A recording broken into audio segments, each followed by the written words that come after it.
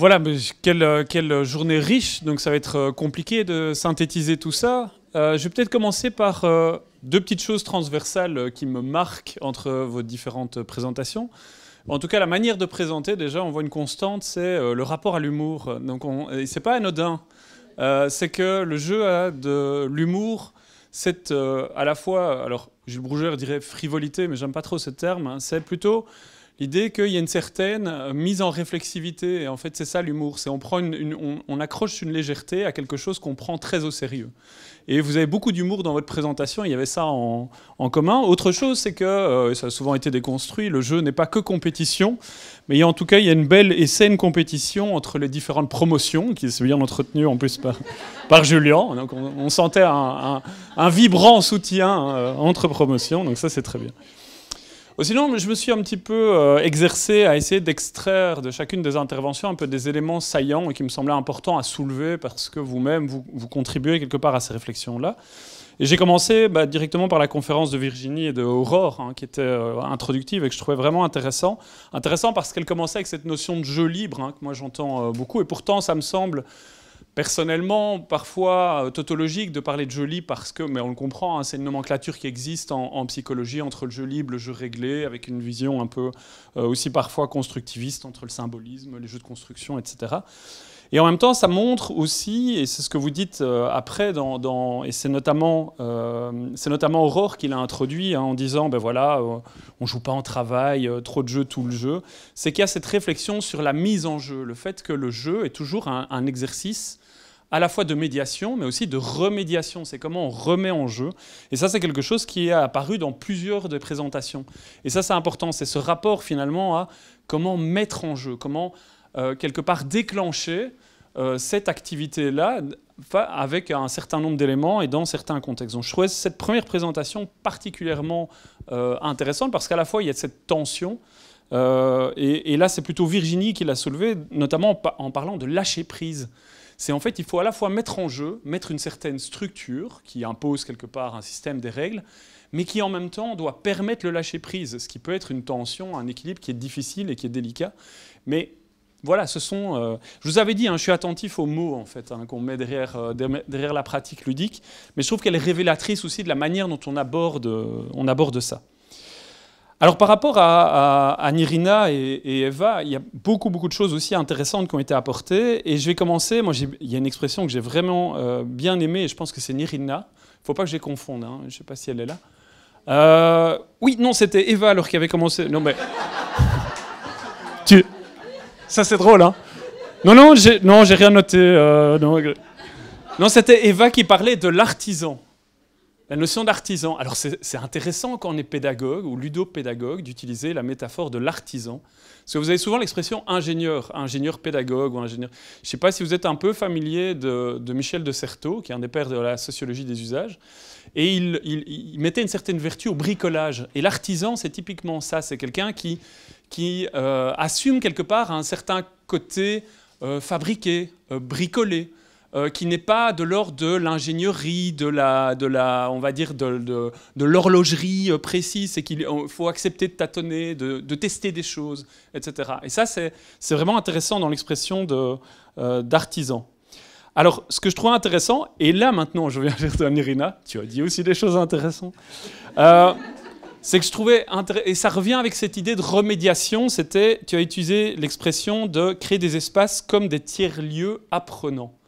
Et ça, c'est génial. C'est qu'en fait, c'est cette idée-là que le jeu n'est pas quelque chose de transmissif. Enfin, si, c'est quelque chose plutôt, moi je le qualifierais de transformatif. C'est-à-dire on essaye de transformer ou d'activer des choses, mais l'idée, c'est plutôt de permettre une expérience, de créer un contexte qui, lui, va activer du côté apprenant. Ce n'est pas une approche classique hein, de la pédagogie. Et donc, c'est vrai que c'est ce côté-là. J'aimais bien cette expression de créer un tiers-lieu apprenant. Ça, c'est vraiment, il y a des références un peu intéressantes aussi que je pourrais te donner d'ailleurs à ce niveau-là.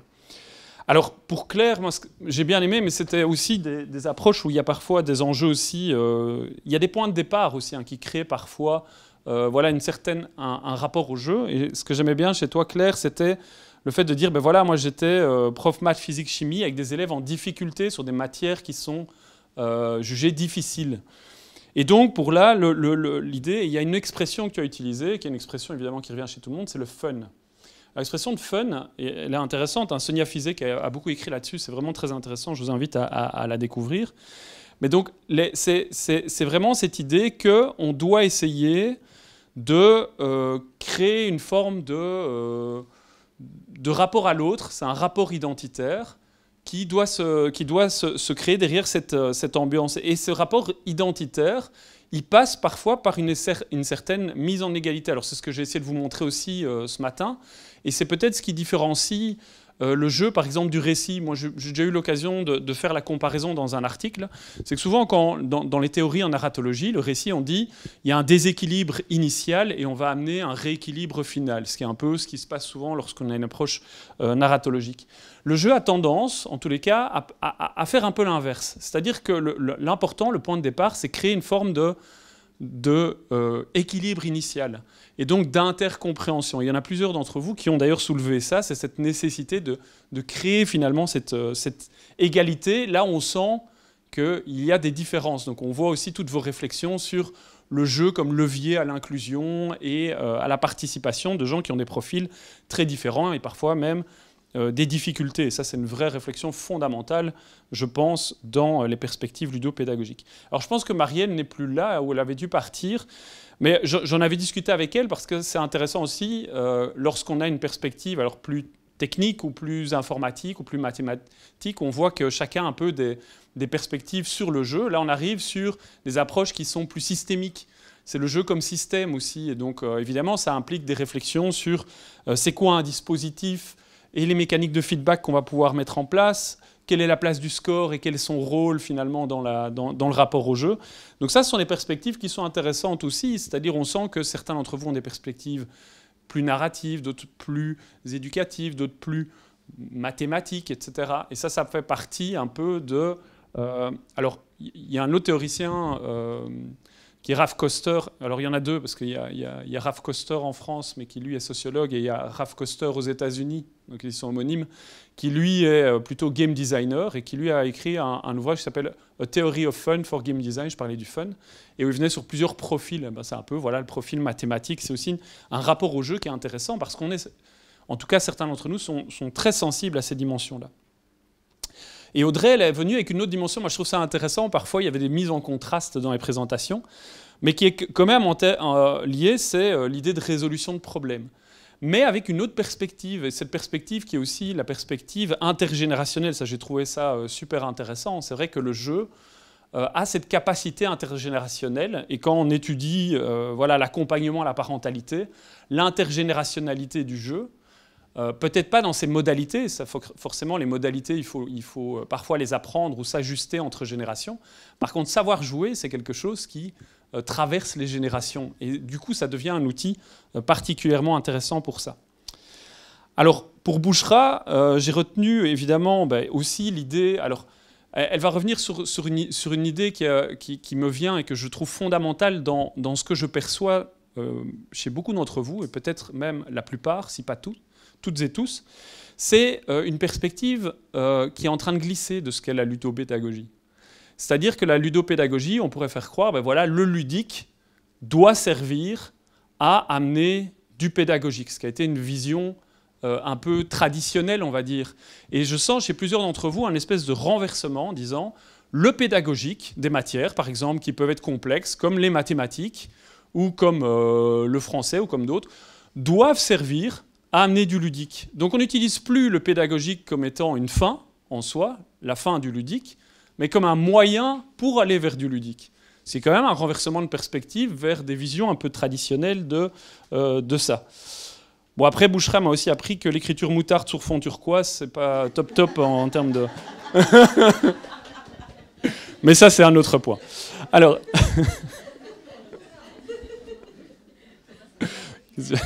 J'ai pas pu m'en empêcher. Alors Magali, elle est revenue avec déjà une idée aussi que j'ai pointée, c'était la construction par l'apprenant. Et donc c'était cette idée que j'ai déjà soulevée, c'est le fait que, mais voilà, le jeu doit être quelque chose qui doit être actable. C'est pas quelque chose qu'on transmet ou qu'on impose. Alors je sais que c'est quelque chose qui est débattu aussi, parce que c'était le point de départ aussi, les jeux libres versus les jeux réglés, est-ce qu'il existe des jeux sans règles ou avec règles, etc. Et il y a des vrais débats scientifiques là-dessus. Mais en tout cas, ce qui est sûr, c'est que le jeu nécessite toujours plutôt une intercompréhension et le fait de tenir compte de la volonté des personnes de jouer. Et donc le fait de davantage à la fois actionner cette pensée du jeu, mais tout en laissant la liberté de jouer. Et ça, c'est vraiment important dans le fait de réfléchir à comment intéresser. Et ça, il y en a plusieurs qui sont venus. Voilà, je suis venu vers le jeu en disant il y avait un manque de motivation par rapport à quelque chose. J'étais face à une tâche où je sentais un désintérêt. Et comment créer de l'intérêt? L'intérêt, il passe aussi à la fois par une réflexion sur le jeu, mais aussi une réflexion sur la liberté de l'apprenant et pas l'imposition. Ça, je trouve ça intéressant aussi. On sent que la réflexion ludopédagogique vous a amené à ça. Alors, Prudence, elle arrivait avec un concept que moi je trouve intéressant, notamment quand on a une perspective en management du jeu. Alors, j'ai une collègue, Julie Hermans, qui travaille aussi avec le jeu en management. Moi, je ne suis pas de ce salarié-là, mais je trouve ça intéressant. C'est que quand on travaille sur des concepts, il y a eu le concept d'empathie, par exemple, que tu as dit, Prudence, mais c'est aussi, en fait, le dire que le jeu, c'est un outil de décentration. Alors, j'ai parlé avec l'identité, c'est aussi, en fait, à travers le jeu, on essaye de parfois... Moi, j'ai utilisé l'expression d'abstraction ce matin. Mais pour moi, on pourrait utiliser l'expression de décentration. On le voit aussi avec des jeux de rôle que vous avez créés. C'est arriver à un moment à se mettre à la place de l'autre. Et évidemment, quand on travaille sur des concepts comme l'empathie ou la volonté de comprendre le point de vue d'autrui, c'est évidemment un des éléments importants. J'ai entendu aussi le terme de tissage, de lien, effectivement, et j'en reviendrai sur d'autres présentations là-dessus. Alors, je pense que c'est Corentin aussi qui, à un moment... souligné dans tous les projets que tu avais soulignés. Moi, il y a un terme il y a plusieurs choses que j'ai notées sur, évidemment, la culture ludopédagogique, avec toutes les initiatives qui sont mises en place avec les syndicats, etc. Et on sent ça, c'est quelque chose qui est important, et j'y reviendrai aussi, c'est que, en fait, à travers tous les jeux que vous créez, les jeux au pluriel, en fait, vous contribuez à faire évoluer ce qu'est le jeu, c'est-à-dire la culture du jeu. C'est-à-dire, en fait, la culture du jeu inspire très clairement les jeux que vous créez différemment, mais en fait, chaque fois, vous mettez une latitude, qui est la latitude en fonction de votre origine ou vos perspectives, et qui, en fait, font chaque fois réévoluer le jeu. Et donc, créer, en fait, cette communauté de ludopédagogues, évidemment, vous faites évoluer ce qu'est la ludopédagogie, et dans 10 ans, si vous vous retrouvez, je suis sûr que tous les projets que vous allez amener seront radicalement différents ou auront radicalement évolué par rapport à ce que vous faites déjà maintenant, parce que vous contribuez collectivement à cette culture. Mais je retiendrai aussi un autre élément qui est important, c'était le mode de prise de décision. Alors c'est vrai que c'est ce qu'on dit souvent le jeu aussi, c'est on doit créer des choix, donc souvent on met les joueurs dans des choix, mais le jeu c'est avant tout, et c'est une expression, alors c'est pas moi qui l'ai dit, il y en a d'autres qui l'ont dit, c'est aussi de la prise de décision. Jouer, c'est prendre d'abord la décision de vouloir jouer, ça c'est la décision initiale, et puis à travers le jeu, on prend une série de prises de décision. Et donc évidemment, la réflexion sur l'importance de ces prises de décision, ces étapes d'apprentissage, c'est pour ça que je vous montrais ce matin que nous, on s'était intéressé au processus. Finalement, si les jeux, au final, ils avaient des défauts, il y avait des coquilles, parfois il y avait des bugs dans des réalisations, mais le processus de construction, il est important. Il est aussi fondamental que le résultat. Alors pour François, on voit ici, en fait, moi ce qui m'a intéressé dans la perspective des compétences psychosociales, c'est aussi quelque chose qui est intéressant, c'est à la fois le jeu, il vise une certaine égalité initiale, ça c'est important, c'est le côté intercompréhension du point de départ, mais ce que certains d'entre vous ont bien mis en avant, c'est aussi la puissance du jeu à différencier les parcours, différencier la manière d'y jouer au sein d'un même jeu. Je pense que les bons jeux ont cette capacité-là, c'est-à-dire à différencier, avoir une expérience commune, mais quand même pouvoir différencier l'expérience particulière que chaque joueur et joueuse vont pouvoir avoir. Et c'est là où je trouvais que... Parce que là, c'était la première présentation où il y avait vraiment une dimension très gamification. Mais la gamification, je vous ai dit, moi j'étais assez critique au départ, notamment du fait qu'elle soit beaucoup née en marketing, etc. Mais la gamification, elle peut être bonne dès lors qu'elle vise justement à souligner cette différenciation et le progrès dans cette différenciation. Elle est mauvaise quand elle vise le surengagement. Elle est bonne quand elle vise l'engagement dans des choses qui nous aspirent. Vous voyez ce que je veux dire? C'est un peu une différence. Alors ce que Thierry a mis en avant, mais c'est dans ses recherches aussi, c'est évidemment la notion d'adaptabilité. qui est en fait ce rapport entre le jeu et le joueur. Et évidemment, le joueur transforme le jeu transforme le joueur. Cette espèce de... Et cette réflexion sur l'adaptabilité, je pense que c'est un concept, et je t'encourage vraiment à le porter, parce que c'est vraiment un concept qui est vraiment fondamental dans l'expérience de jeu, parce que le jeu, c'est à la fois faire vivre et maintenir. Mais du coup, maintenir, c'est aussi accepter que le jeu, à un moment, il se termine. Je vous avais dit, pour moi, le jeu, c'est toujours une métacommunication. La métacommunication, on ne métacommunique pas en permanence. C'est pour ça que les gens qui prônent la gamification de la société, comme on dit, c'est la gamification tout le temps. De un, je pense que ça n'est pas souhaitable, parce que le jeu est justement ce côté, en fait, mise en réflexion, c'est faire vivre quelque chose qui est différent à un moment donné.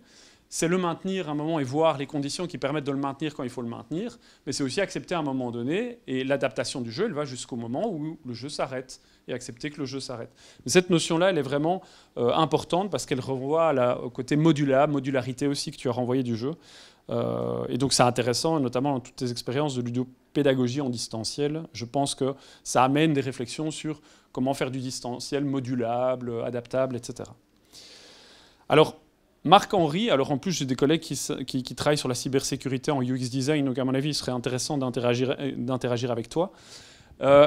Moi ce qui m'a frappé dans ta présentation sur la cybersécurité, c'est le côté, notamment lorsque tu abordais les notions de feedback, et de feedback qui avaient de l'utilité sur les actions qui sont menées, donc le côté feedback réflexif. Alors ça c'est autre chose de fondamental, et ça renvoie à d'autres théories. Moi, directement ça m'a fait penser à Salem et Zimmerman, si tu as lu, qui parle de meaningful play. En fait, c'est vrai que les feedbacks, enfin, c'est simplement des badges qui ne veulent rien dire, c'est l'importance que le feedback soit quelque part une traduction de l'action, et de l'action qui a été bien menée. Évidemment, quand on a un enjeu éducatif et que chacun de ces feedbacks a pour but de corriger quelque chose ou d'orienter quelque chose, il faut évidemment que ce feedback soit, comme dirait Salem et Zimmerman, intégré et discernable, compréhensible. Annick n'était pas là. je passe à Mathieu. Alors, ce que j'ai vraiment bien aimé chez toi, Mathieu, c'est évidemment, mais je l'avais dit, hein, c'est l'intérêt de se dire, ben, en fait, quand on étudie le jeu ou quand on s'intéresse au jeu, évidemment, on amène plusieurs prismes, plusieurs types d'analyse.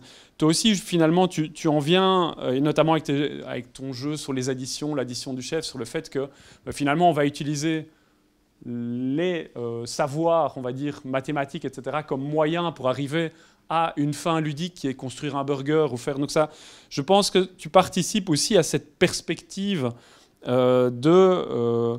finalement transformer le serious game design vraiment d'un serious game design qui est orienté vers le fait de quand même créer plutôt du jeu à partir du sérieux et pas créer du sérieux à partir du jeu.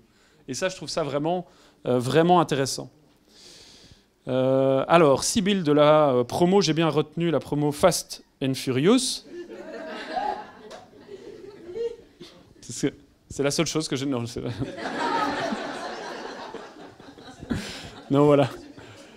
Alors, non, ce que j'ai trouvé vraiment intéressant, c'est que finalement, dans la conception aussi du jeu, c'est que certains d'entre vous utilisent ou conçoivent des serious games, non pas orientés vers des utilisateurs qu'on pourrait qualifier finaux, mais qui sont plutôt aussi des concepteurs. Donc on est presque dans de la conception de méta-jeux, c'est presque la conception pour mieux concevoir d'autres besoins. Et ça, je trouve ça vraiment intéressant. C'est du coup, c'est toutes ces perspectives du jeu. Alors ça revient sur le jeu comme choix, mais le jeu, poser des choix, c'est avant tout poser des questionnements. Donc il faut que le jeu questionne. Et donc là, on voit que plusieurs d'entre vous sont sur des jeux de mise en questionnement, des jeux de mise en réflexivité. Et on le voyait bien dans ce projet-là. Lorsqu'on est sur de la consultance ou sur des enjeux de recrutement, RH ou autre, c'est cette mise en réflexivité que le jeu peut amener aussi. Donc moi j'aime bien, c'est un peu une perspective méta que j'aime beaucoup dans certains projets. Alors Claire, en plus c'est très touchant évidemment quand on part de situations qui sont en plus très humaines, hein, le harcèlement ou des situations sérieuses pour venir après vers des enjeux. Là, Claire, il y a une phrase qui m'a marqué, c'était dire le DU n'était pas une fin en soi. Mais je dirais ça du jeu aussi, le jeu n'est pas une fin en soi. D'ailleurs, le jeu souvent permet d'amener après autre chose ou de revenir par bouclage sur ce qu'on vit en réel. Hein. Ça nous transforme quelque part malgré tout. Ça revient un peu sur la remarque qui avait été formulée. Et là, j'avais cité un peu Goffman, hein, Erving Goffman, donc, qui est un des grands sociologues de l'interactionnisme symbolique. qui avait écrit, si vous avez l'occasion de le lire, un article qui s'appelle Fun in Games. C'est dans un ouvrage sur Encounters, donc les rencontres en anglais, et qui disait que en fait, le fun dans le jeu, il vient surtout de la suspension des difficultés, de la suspension finalement qu'on peut avoir par rapport à une situation sociale, et qui permet en fait cette mise en perspective. Et j'ai vraiment senti ce côté transformatif aussi, de participer à ce DU, apprendre sur le jeu, pour transformer, essayer de transformer aussi ce rapport aux difficultés pour d'autres personnes, et donc vraiment de prendre le jeu au sérieux quand on conseille en fait les jeux à donner. Alors Léa, elle a souligné aussi, c'est le concept d'immersion là qui est venu. Alors c'est un concept je m'attendais à le voir émerger, le concept d'immersion émerger. C'est l'idée aussi de créer une expérience, et ça évidemment. Et là c'est peut-être une dimension plus narrative que vous avez derrière vos projets, c'est que derrière les systèmes que vous mettez en place de progression ou autres, les personnages que vous créez, vous essayez de de mettre dans une expérience, et c'est ce côté expérientiel du jeu qui part de déception pédagogique, de souvenirs d'enfance par rapport à des choses qui étaient... Et donc cette mise en expérience, évidemment, c'est quelque chose qui est fondamental, et je pense que ça fait partie de très bons ludopédagogues d'avoir cette volonté de créer des expériences pour autrui. Et ta méthodologie me fait rappeler, alors ça n'a rien à voir, c'était une de mes doctorantes, mais qui elle a travaillé sur les producteurs de contenu sur YouTube et podcast, et ils ont un peu le même genre de réflexion en fait d'étape. Et donc vous êtes des producteurs de contenu aussi, en fait, des producteurs de savoir, des médiateurs de savoir, mais pour qui le jeu est le média finalement de choix. Alors Maud, elle a souligné, alors je trouve ça intéressant, c'est aussi une des dimensions du jeu, c'est la dimension découverte, la dimension exploratoire. Alors ça vient de nouveau du background, hein. On voit ici IGN, donc on est plutôt dans une perspective qui est plus géographique, plus spatiale, avec d'autres outils. On va utiliser, et c'est ça qui est intéressant aussi, dans cette création, dans la créativité que vous amenez, vous allez parfois utiliser des objets qui n'ont rien de ludique au départ, des cartes ou des choses qui peuvent sembler un peu difficiles à appréhender ou voire rébarbatoires. Et puis vous amenez en fait une autre manière de les découvrir. Ça fait partir de l'expérience. C'est le côté découverte. Et là je renvoie de nouveau à Raph Koster qui disait que la découverte était importante. Stéphanie de Roubaix, qui vient de Lille, non ? Non, de Roubaix aussi. On te l'a jamais fait celle-là. Non, mais ce que j'ai trouvé intéressant et qu'on voit dans ta perspective, et je trouve que ça finit bien, c'est la boucle est bouclée, c'est le côté méta-jeu dans le jeu. Le jeu est toujours remis en jeu quelque part, si vous voulez. Et on le voyait d'ailleurs quand tu as glissé Tarzan, on sentait le pari. C'est qu'on voit, et c'est ce que je disais aussi, c'est que finalement le jeu se nourrit des jeux qu'on crée. Et donc ici, le fait que voilà, tu intègres ce jeu, mais en même temps, tu nous mets en jeu à la fois à la pause, et puis ici, en plus, tu joues avec ta présentation. Ça montre qu'il y a toujours cette remise en jeu, cette mise en perspective, et elle est fondamentale. C'est que même à un moment donné, il faut prendre le jeu, mais à distance, et parfois, il faut reprendre le à distance par rapport à son jeu, et tu nous l'as bien transmis, donc merci pour ça. Et aussi, bien sûr, et ce que je disais, le rôle collectif que vous avez en tant que ludopédagogue de faire évoluer la profession. Donc bravo et merci pour cette expérience. J'étais vraiment ravi d'assister à toutes ces présentations.